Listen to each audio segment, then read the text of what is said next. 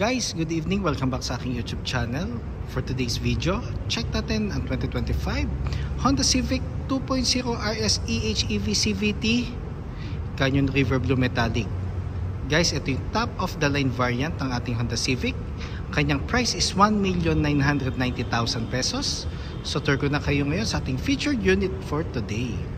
Guys, ito yung 11th generation ng ating Honda Civic. The same time, hybrid na siya, guys. So dalawa na ang ating hybrid vehicles sa Honda model lineup. Una ang CR-V, ngayon itong Civic na. So nilaunch to, guys, last October. Then eventually magwa 1 month pa lang siya sa market. So ito yung top of the line. So tour ko na kayo ngayon sa ating front portion. Normally nagkaroon lang siya ng facelift sa harap. So kung mapapansin nyo ngayon, naka LED headlights na tayo with daytime running lights. Then wala na siyang fog lamps, guys, kasi ang scope naman ng ilaw ng headlights natin is very wide na. Kaya niya nang i-cope up yung light pagdating sa gabi. Then meron na siyang mga sensors sa harap. Then meron na tayong honeycomb na RS design front grille. Then kung mapapansin nyo, guys, pag hybrid talaga meron siyang outer blue na na lining sa mga emblem. Then ang napansin ko dito, mas malaki or mas mas lumaki yung lower front bumper niya. So honeycomb siya na matte black. Pakita ko lang ulit yung front portion natin. Then eventually, guys, regarding naman sa engine, para siyang CR-V pero may konting changes lang. Ito kasi combination of electric and motor engine. 184 horsepower, 350 Newton meters of torque. Front wheel drive CVT or 7-speed automatic. So the good thing about dito, guys, powerful ang engine natin and mas siya, efficient kasi hybrid na siya. So exempted siya sa coding. Then dito naman tayo, guys, sa passenger side. So naka 18-inch dark gray alloy wheels sa tayo. Ventilated disc ang ating front brakes. MacPherson strut ang ating suspension sa front. Ground clearance is 134 mm. Side mirror natin, guys, is door integrated na. Then glossy black ang kanyang cover. Dito na ang side turning lights. Then meron na siyang lane watch camera. Then ang ating door handles is chrome. Actually siya it's more on parang dark chrome ang kanyang body color nung door handles. Then naka-solid disc tayo sa rear brakes. Then multi-link naman ang ating suspension naman sa likod. Naka na tayo, guys, sa shark fin antenna, glossy black.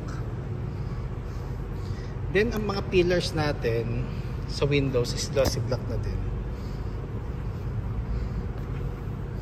Yan. A pillar, B and C pillar, guys. Then LED tail lights, at kung mapapansin nyo, guys, smoke na siya.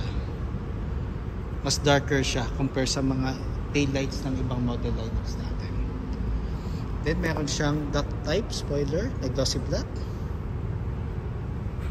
Then meron tayong EHEV na emblem.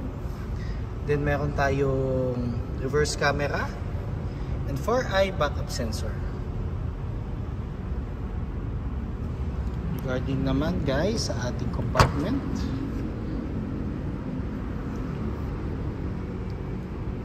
so the good thing about sa Civic, guys, pag inopen nyo yung compartment, fully open na siya.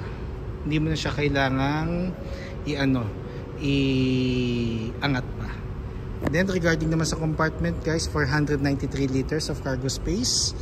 Then meron tayong mga levers dito na pag pinul mo to, ma-fold natin yung second row na sandalan. Nandito na ang natin, ang ating tool set and spare tire, which is donut type.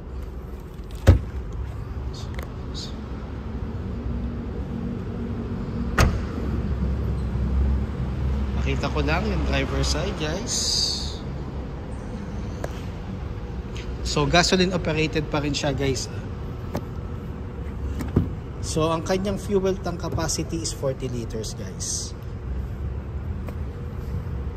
Then ang door panels natin for the second row is composed of urethane, glossy black accents. Then meron siyang carbon with red stitches dito sa window switch. Then leather with red stitches. Then naka 12 speakers tayo na Bose sound system. Ang ating ceiling is black. Then ang material ng seats natin is leather and suede. Then meron tayong aircon vent with 2 USB charging ports, type C, guys. Then itong ating dome light, LED na.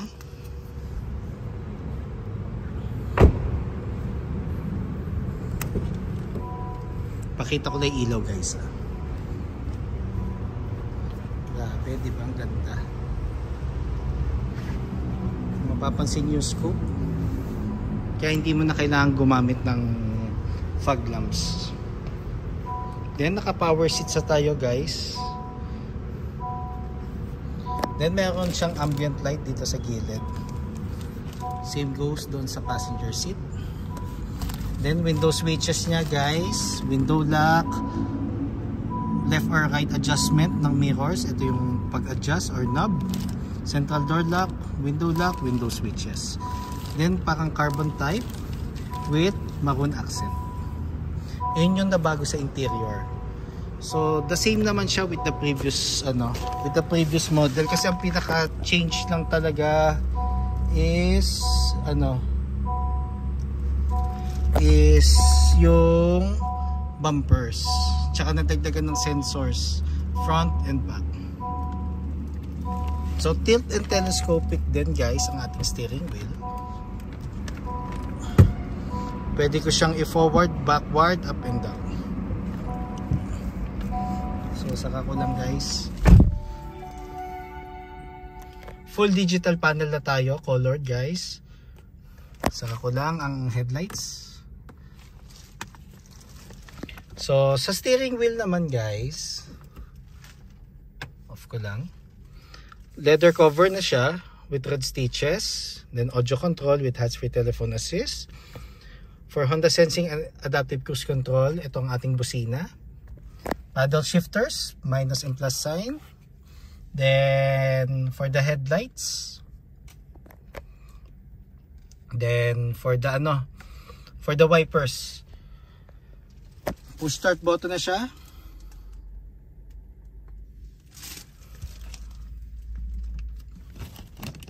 Then meron na siyang vehicle stability assist. And for the sensing, sa baba naman yung yung hood. So guys, actually hindi ko pa rini-review to. So base lang ako sa nakikita ko. So sa mga upcoming vlogs ng hybrid, magiging pulido na lalo ang ating information. Pero normally naman yun ang difference nung 2024 or previous model, may sensors. Tapos ito may Google built-in na siya. Android, Apple CarPlay. So touchscreen audio unit na rin siya. May Bluetooth. Yan. Then aircon vent natin is the same with the previous model. Meron nga lang siya maroon accent. So futuristic na rin ang ang ating aircon vent kasi honeycomb na siya.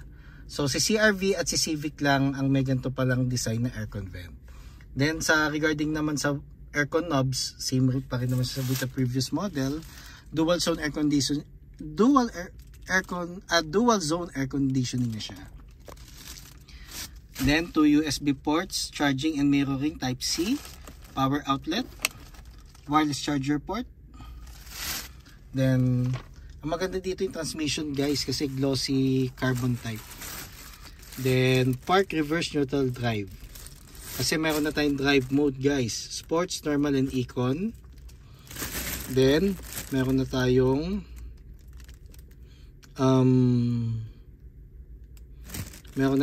electronic park brake, brake hold. Electronic park brake, gagamitin na lang natin siya pag magpapark kayo na matagal or off na natin yung engine. Brake hold, ito yung magiging handbrake natin pag stop and go tayo guys sa traffic. 2 cup holders, armrest, leather na with big console box, then glove box guys.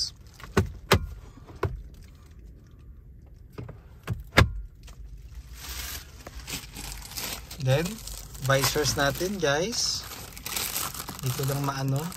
So meron siyang mirror and normally light.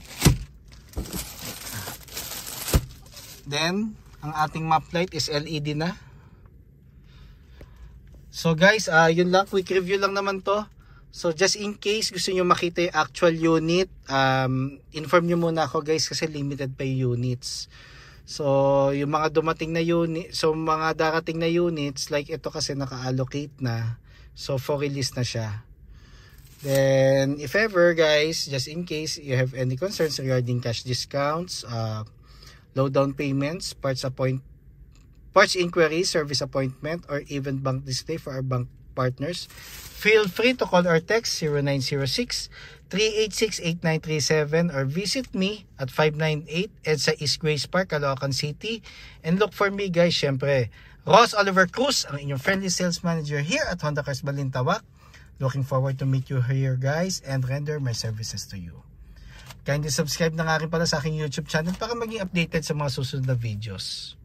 And kindly follow na rin sa aking Facebook, Ross Oliver Cruz, and aking Facebook page, Honda Cars Balintawak Best Deals by Ross Oliver Cruz. Yun lang guys, thank you and God bless.